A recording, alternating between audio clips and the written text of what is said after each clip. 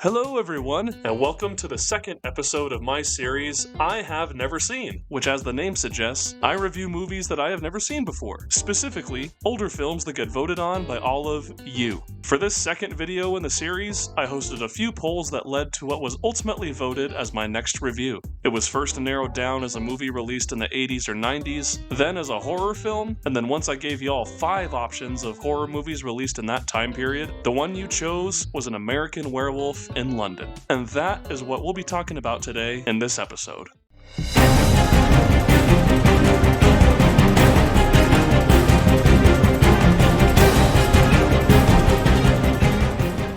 Now, as I said in the intro, this video topic was chosen by viewers like you. If you would like to help decide what future videos will be about, please consider subscribing to the channel, and be sure to watch out for posts on my community page. All of the reviews for this series will be decided by the polls that I feature on that community page. Anyway, I would have been happy to review any of the 5 films that I offered up as options, but I was particularly excited when this one was picked. For me, the allure of an 80s comedy from John Landis, albeit one with a dash of body horror, was what intrigued me. After all, I've caught up on some of his work over the past couple years, so I've become familiar with his talent as a filmmaker. I loved The Blues Brothers, which made it onto my top 10 list of first-time watches for 2023. I have a real soft spot for Three Amigos, and I can't say that I love Coming to America, but it's a fun time. So having seen and at least appreciated all 3 of those movies I just mentioned, it was easy for me to get excited about watching this one. Now that I have seen An American Werewolf in London, yeah, this one's pretty good too. I do have some problems with it, which you will hear about as the video goes on, but overall I was pleased with how this turned out.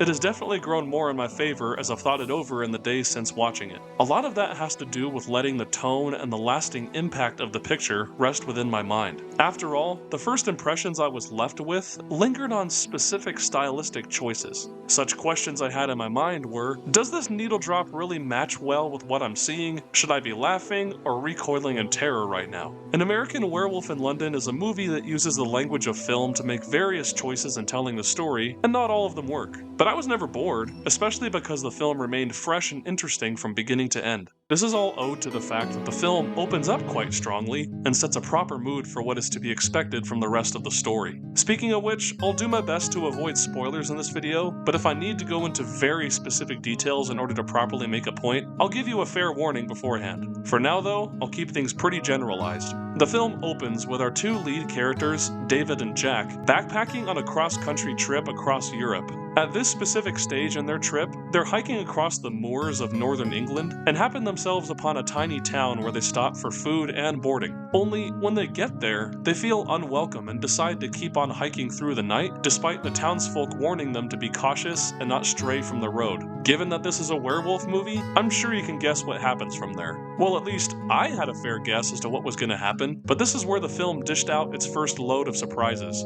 Up to that point, An American Werewolf in London had maintained a dryly comedic tone. However, the inciting incident demonstrated that writer-director John Landis wasn't afraid to balance humor with plot beats that are dark, very violent, and even tragic in nature. That's how the rest of the story goes, for the tone veers from campy goofiness to shocking terror at a pretty frequent rate. Whether the scares are delivered with bouts of bloody violence, nightmarish dream sequences, or visceral body horror befitting of the most memorable monster movies, the film offers up quite a bit in terms of shock value. For my money, it pays off more often than it doesn't. I do think that in the act of balancing horror and comedy though, An American Werewolf in London is more successful with its darker elements than its lighthearted ones. And that could just be a me thing, because I tend to be very critical of tone, especially when it comes to comedy. Looking back at the previous film John Landis had made, The Blues Brothers, a lot of the humor came from just how insane some of the set pieces were. Not just that, but it felt like those laughs were intentional. In contrast, this sequence of mayhem towards the end of An American Werewolf in London made me laugh out loud watching it at home, but I don't think that was the intended effect, even within context. The needle drops at various points in the film were also clearly tongue-in-cheek, since all of them mention the moon to some capacity within their lyrics. It made sense to hear Bad Moon Rising to announce the terrible doom of a key character transforming into a werewolf, but Moondance being played over a sex scene was just a little too corny and on the nose for me. When the humor really does work, it's because it's used as a means of making the main character David Kessler's plight even worse. werewolves. And this is where the film actually works the best for me, for the story leans into the idea of lycanthropy as a curse, the likes of which haunts David throughout the story.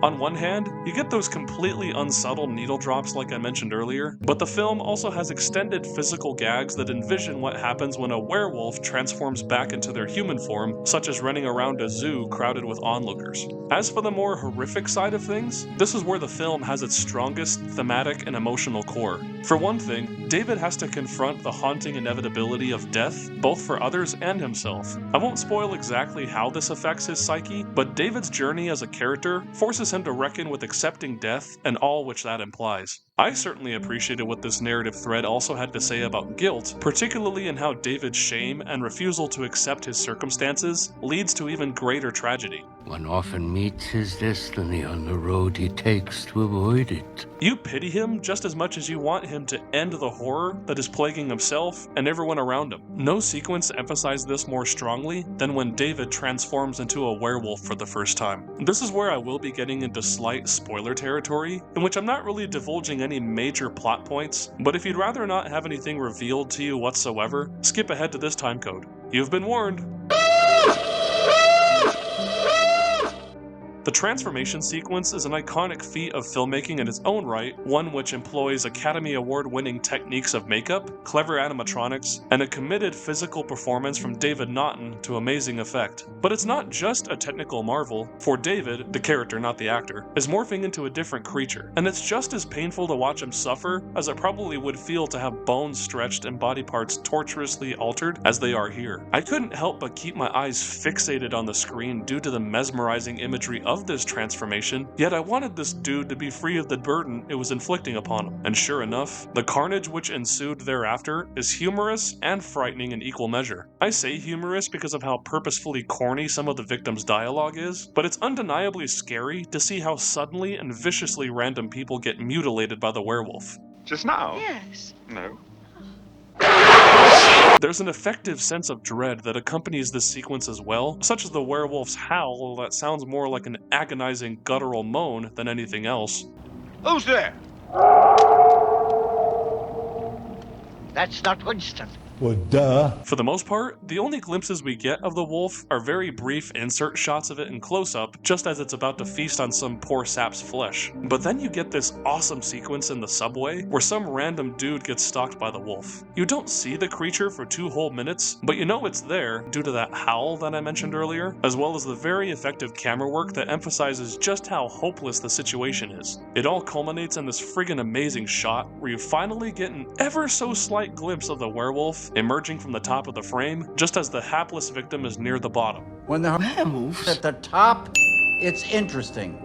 I mean, just look at this shot. It sent chills down my spine the first time I saw it. And the next one is just as great, for John Landis knew that we didn't have to actually see this guy get mutilated to know he was toast. We just shift to a shot from the werewolf's POV, inching ever closer to the victim as the wolf slowly approaches. That's enough to imprint terror into anyone's mind long after the film is over. Sadly, I do think this is where the movie peaks, since even though there are some good scenes that further develop the main character, that is where the horror is at its most visceral and effective. The climax features some great deaths, and the animatronic work on the hellish-looking werewolf is very impressive, but the very ending of the film just didn't pay off for me as strongly as I would have hoped, especially with the abrupt cut to black and silly needle drop that comes with the credits starting to roll. Overall, though, this was a good experience. I may take issue with very specific moments and choices along the way, but this film was clearly made by someone who had a passionate vision of what a contemporary werewolf film would look and feel like, at least at the time. With that comes a genuinely interesting story arc from the main character, chillingly effective horror filmmaking, and the occasional laughs here and there. It may not be my favorite film made by John Landis, but I can't deny that this is an achievement all on its own, and it was a unique take on the werewolf myth that I greatly appreciated experiencing for the first time. With that being said, I recommend the film, although it's best for an adult audience given its violent content and occasional sexual imagery. And that's it. Thank you so much for watching. Please like and subscribe if you like what you saw, and I will see you all in the next one.